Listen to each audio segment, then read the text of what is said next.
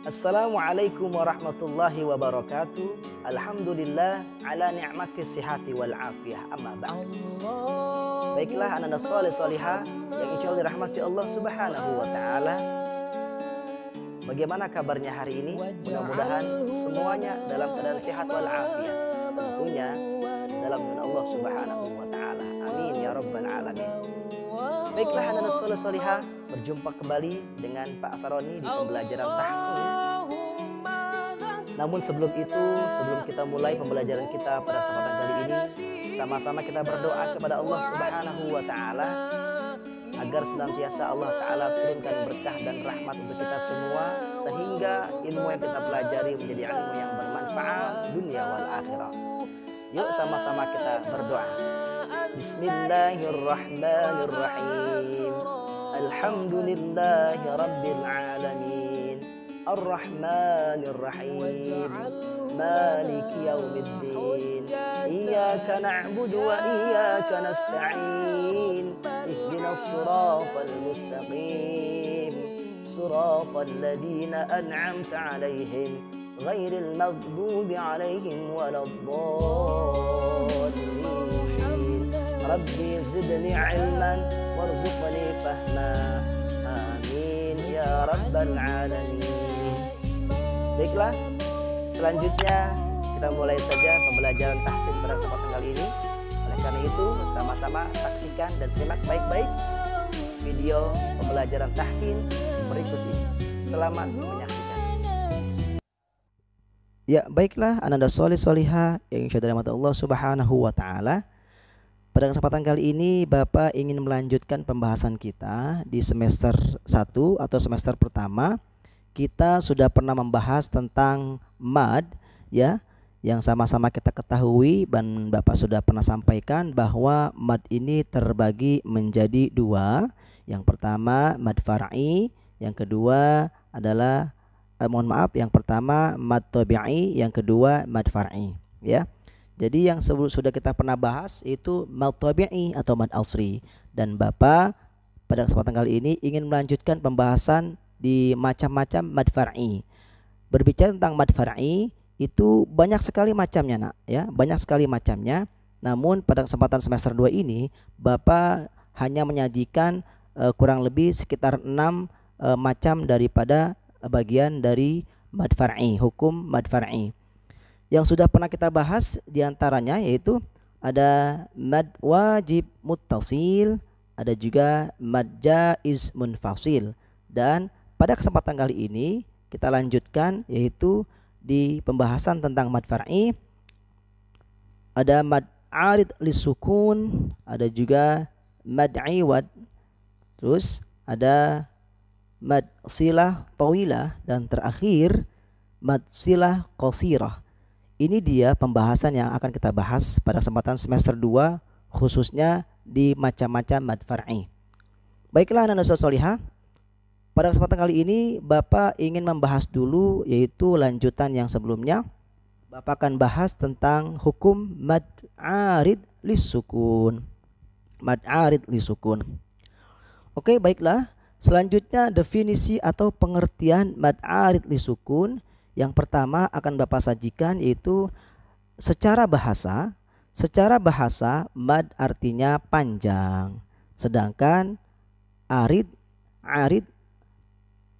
artinya bertemu, dan juga lisukun artinya sukun ya, dengan sukun atau mati atau tidak asli ya. Tidak asli maksudnya adalah yang tadinya hurufnya hidup lalu disukunkan lalu dimatikan karena terjadi di akhir tanda waqaf atau tanda ayat.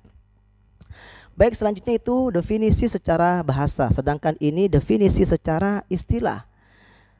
Secara istilah ya, mad arid lisukun adalah apabila ada huruf mad tabi'i ya yang bertemu dengan huruf hijaiyah berharokat yang disukunkan di akhir ayat atau tanda waqaf ya.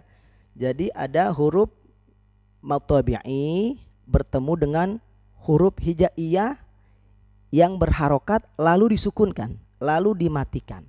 Nah, ini adalah pengertian secara definisi atau istilah hukum mad arid lisukun ya.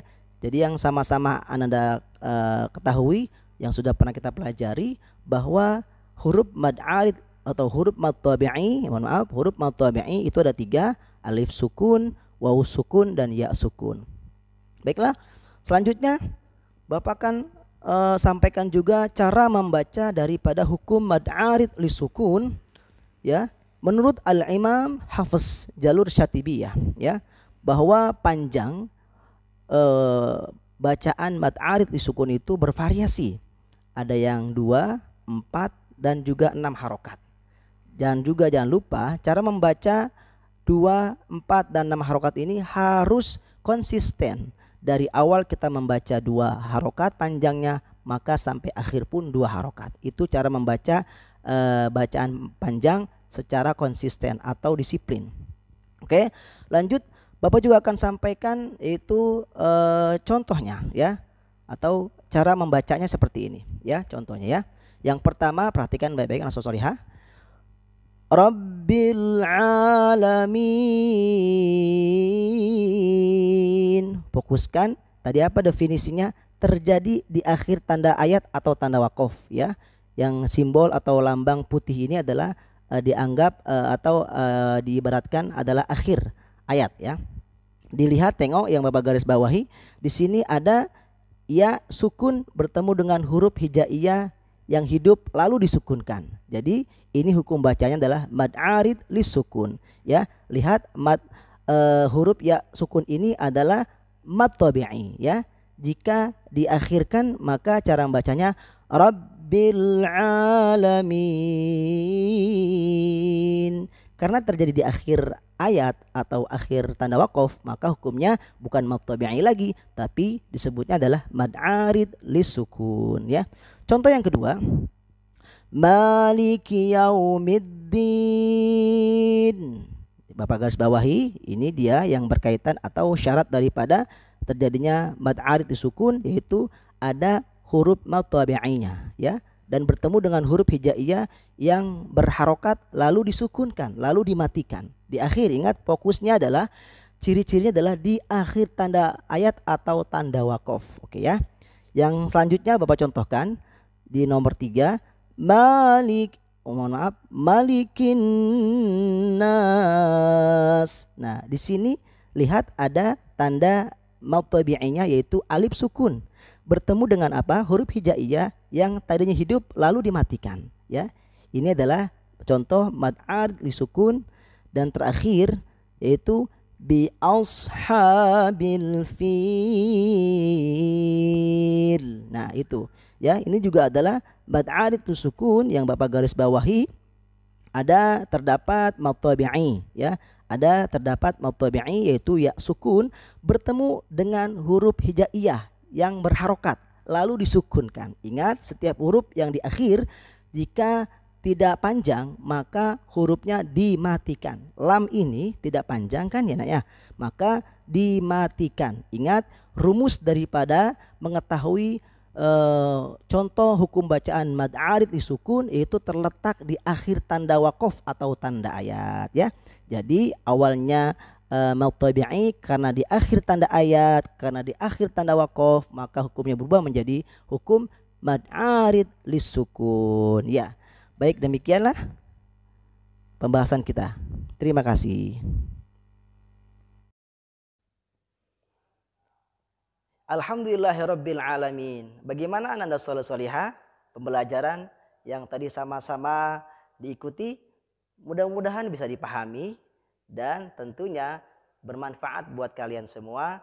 Jangan lupa dipraktikan di kehidupan kalian sehari-hari dengan membaca Al-Qur'an dengan menggunakan tajwid agar bacaan Al-Qur'an kita menjadi bacaan yang sempurna sehingga apa yang kita baca mendapatkan pahala oleh Allah Subhanahu wa taala.